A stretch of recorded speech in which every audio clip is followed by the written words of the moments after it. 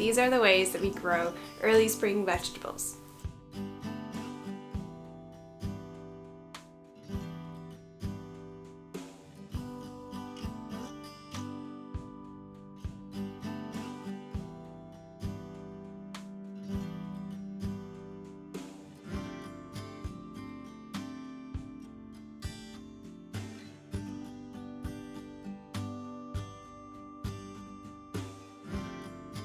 Now this setup looks a whole lot different this week because this week I left my camera and lens out in the rain.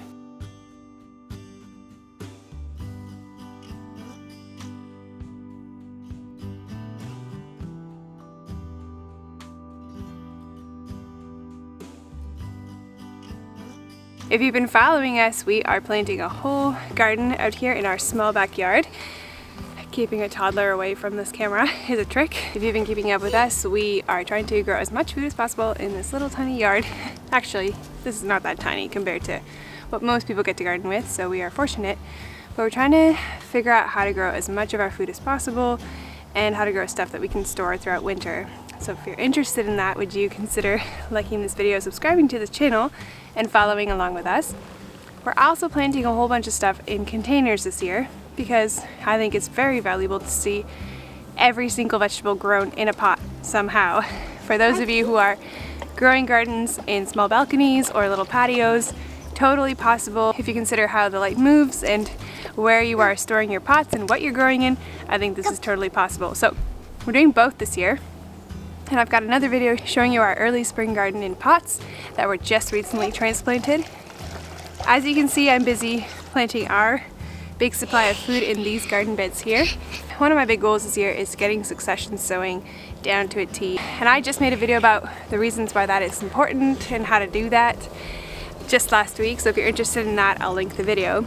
But I've had trouble in the past wrapping my head around how to keep track of things as they grow. And so our plan this year is to sort of dedicate one bed to each sowing if possible. Like there may be stuff that we're not gonna succession sow as many times as others, but a way to sort of keep track is by separating them by garden beds, or if you're doing raised beds, you can separate it between boxes. And you can see why it's a good idea to start things indoors under a light, because we have now bought 4 weeks already for ourselves that these will be ahead of other seedlings that would start outside and generally not start yet because it's a little chillier for germination, so they may just grow much slower. So we're beating the time and we are already a few weeks ahead with these starts. And I'm gonna transplant a few more things and then I will show you what we have got here in our early spring garden right now. By the time you see this, it'll be the beginning of March. It looks a little rough right now, but here we've got some radishes and I've transplanted some onions amidst them because the radishes will go rather fast and then the onions can have that space. Then we have a lot of turnips, many varieties. And then I started planting some kale here in the center and then surrounded it by things that go quickly, like spinach is fast. So 2 rows of that, some Swiss chard around this kale, and then some mustards amongst my other kale plants. And then I've got some bigger stuff here, cauliflower, broccoli, cabbages for the rest of the row. I've got a toddler filming with me right now. Yes, just being And so I'll keep you posted as we keep planting here and how things progress in the next couple of months or so. So I'm using a different camera and lens this week because the other ones are in rice, hopefully going to be fine. But in this week's video, I'm going to share with you how we get early spring vegetables. And there's really 3 things we do to help this process move along. The first thing we do is start our seedlings indoors. We use basically any containers with drainage holes to start our seeds under lights indoors where the temperature is a bit warmer. Most of the spring vegetables that we are trying to grow takes about 3 months to grow in their ideal temperatures. And it will be a little while until we have the perfect temperatures. They're there now and then, but they're not consistent. And so the way that we jumpstart this process is starting our seeds indoors. Just anything that has drainage holes, you can use a knife to poke some holes into plastic containers, or if you have some nice pots, those will work fine. Fill it up with soil, plant your seeds, And then ideally you want to grow them underneath some kind of light where there's direct light coming from the top over top of these pots. If you put it in a windowsill, it can work for a little while, but those seeds will very quickly reach for more light and then become leggy and not very healthy. And the most important thing is growing seedlings that are healthy and not stressed, because that will help them actually survive outdoors against any kind of pests or diseases, but also produce the best kinds of vegetables for you. So that's the first thing we do, start our seeds indoors. The second thing we do to grow these early spring vegetables is to monitor those seedlings planted outdoors like you would a little baby.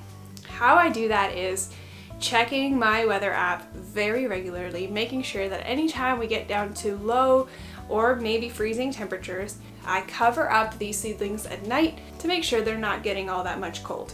Now yes, everything we've planted out is frost hardy at this point, so they can all handle a little bit of frost, but I'm trying to keep the climate kind of on the warmer side to continue to speed along that growing process.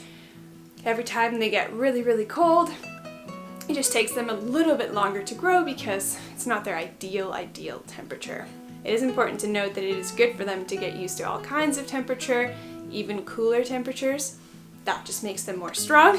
But I am trying to keep it at a kind of warmer climate just to speed things along, like I was saying. The third thing I'm doing is making succession sowings, and I've talked about this in former videos, but we're focusing this year on growing small amounts of crops. So I started first batch of seeds at the beginning of February, and now we've just started a second batch of sowings, which will be ready to plant out at the end of this month. Now the reason this can give you an earlier harvest is because we started some seeds indoors probably much earlier than most people would, but that gave those seedlings time indoors to germinate, come up with their true leaves, and kind of start that growing process earlier than normal, so that by the time they go outside, they're already a bigger plant than they would be had you just popped the seeds outdoors.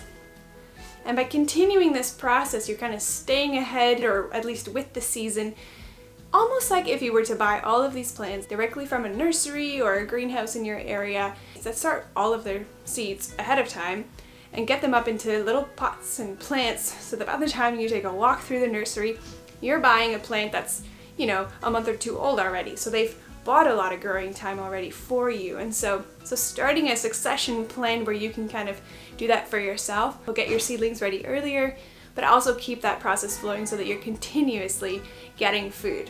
So that's something that we're focusing on this year. And if you're interested, I'll link my grow chart and you can use that to also succession plant some of your own vegetables. Now, if you're new to this channel, our plan this year is to grow a lot of our own food, and I've got a strategy and a plan for doing that, but I'm also planting every single vegetable in pots as well to show you that no matter where you are, you can grow any kind of vegetables for yourself in the little piece of earth that you've got. So even if it's a patio or a small balcony, there's a way to grow vegetables in containers. So this year I'm doing everything twice so that I can give you some visuals of what that would look like. And so I hope that you'll stick around and follow along with us. Right now it's pouring rain out here and there's not all that much to look at, but in just a few short months, the garden will be booming and blossoming, and I cannot wait to show you what that'll look like. And so if you found this helpful, would you consider liking this video, subscribing to our channel? That really helps us out. And then you can catch some of our upcoming content. Okay, see you, bye.